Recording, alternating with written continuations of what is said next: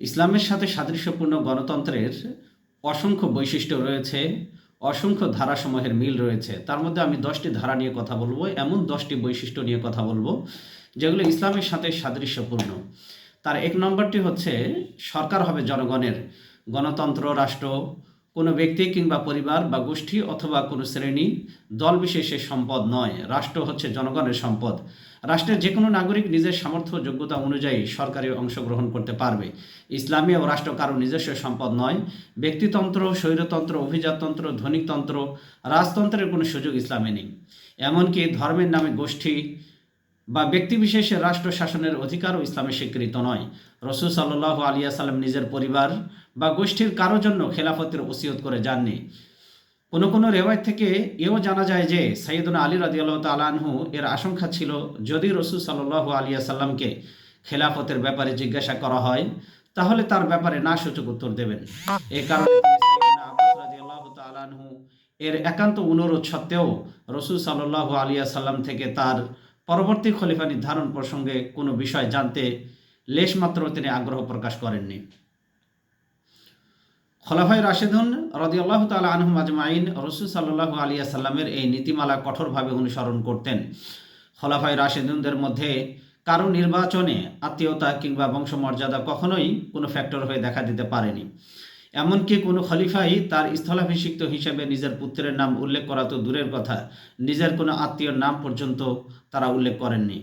ইসলামের দৃষ্টিতে কোনো মুসলিম নাগরিক খেলাফতের দায়িত্ব ও কর্তব্যসমূহ সুচারুরূপে পালন করার যোগ্যতা রাখে। সে যে বংশেরই হোক না কেন, তার গায়ের রং যেমনই হোক না কেন, তাকেই খেলাফতের জন্য নির্ধারিত করা উচিত। রসুল সাল্লাল্লাহু আলাইহি ওয়াসাল্লাম বিদায় হজের ঐতিহাসিক ভাষণে উপস্থিত জনতা এবং অনাগত ভবিষ্যতের সকল মানুষকে সম্বোধন করে তিনি বলেন, ইয়া আইয়ুহান নাস ইত্তাকুল্লাহ, হে মানব মণ্ডলী, তোমরা আল্লাহকে ভয় করো। ওয়াইন উম্মিরা আলাইকুম আবদুন হাবশিয়্যুন মুজাদ্দাউন। রসুল সাল্লাল্লাহু আলাইহি ওয়াসাল্লাম বলেন, যদি তোমাদের আমির নিযুক্ত করা হয়, শাসক নির্বাচিত করা হয় একজন কালো নাককাটা হাবশি কৃতদাস গোলামকে, ফাসমাউ ওয়া আতিউ মা আকামা ফিকুম কিতাবাল্লাহ, তাহলে তোমরা শুনবে এবং তার আনুগত্য করবে যদি আল্লাহর কিতাব অনুযায়ী সে তোমাদের পরিচালিত হতে নির্দেশ প্রদান করে। বিশিষ্ট তাবি ইব্রাহিম আন-নাখঈ রহমতুল্লাহ আলাইহি তিনি বলেন, জনৈক ব্যক্তি সাইয়েদনা ওমর রাদিয়াল্লাহু তাআলা আনহুর কাছে জানতে চাইলেন, আপনি কি আপনার ছেলে আবদুল্লাহ রাদিয়াল্লাহু তাআলা আনহুকে খলিফা করে যাবেন না? এই কথা শুনে ওমর রাদিয়াল্লাহু তাআলা আনহু অত্যন্ত ক্ষুব্ধ হলেন, রাগান্বিত হলেন এবং তিনি বললেন, কাতালাকাল্লাহ, আল্লাহ তোমাকে ধ্বংস করুন। আল্লাহি মা আরাদতুল্লাহ, তিনি বললেন, আল্লাহর রাস্তায় তুমি এই কথা বলনি যে আমি বিহাযা ইস্তাখলাফা রাজুলান লাইসা ইহসিনু ইউতাল্লিকু ইমরাআতাহু, আমি কি এমন একজন লোককে খলিফা বানিয়ে যাব যে নিজের স্ত্রীকেই ভালোভাবে তালাক দিতে জানে না? আত্তাবাকাতুল কুবরা খণ্ড নম্বর 3 পৃষ্ঠা নম্বর 343। সেখানে ওমর রাদিয়াল্লাহু তাআলা আনহু নিজের সন্তান আবদুল্লাহ রাদিয়াল্লাহু তাআলা আনহুকে তিনি খেলাফতের জন্য তিনি সুপারিশ করেননি।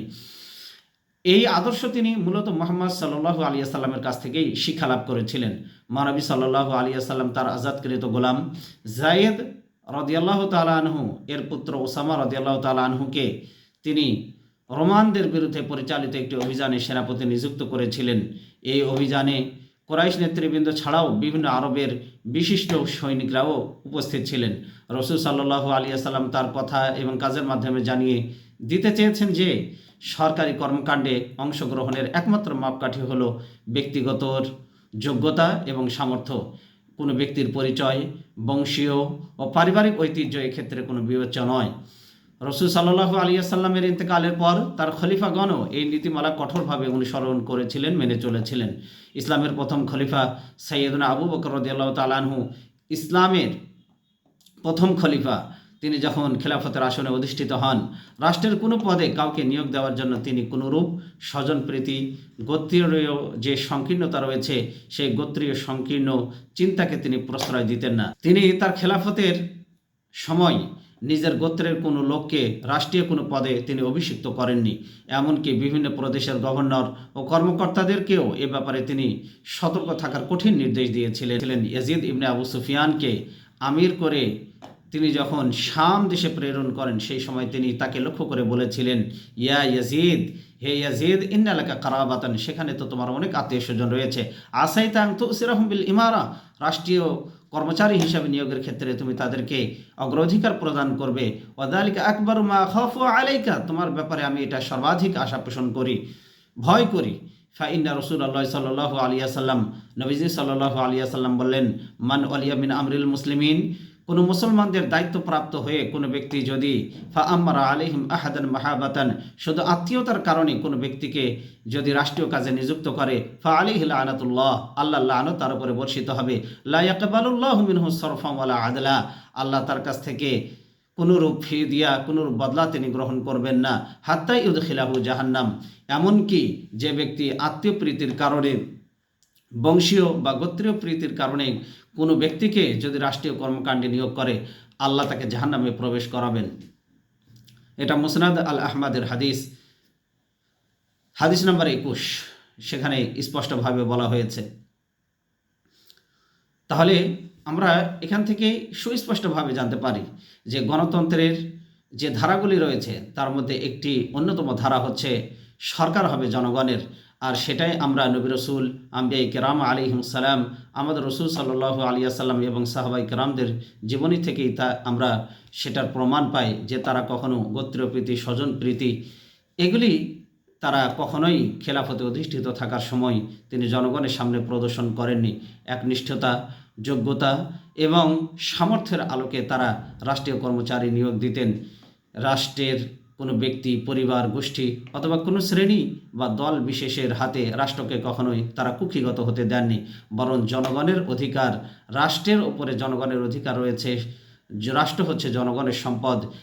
এই কনসেপ্টটাই সাহাবাই কেরাম রিদওয়ানুল্লাহি তাআলা আলাইহিম আজমাইন প্রতিষ্ঠিত করেছেন, যা গণতন্ত্রের অন্যতম একটি ধারা ইসলাম থেকে এসেছে। আল্লাহ সুবহানাহু ওয়া তাআলা আমাদের সবাইকে বোঝার তৌফিক দান করুন।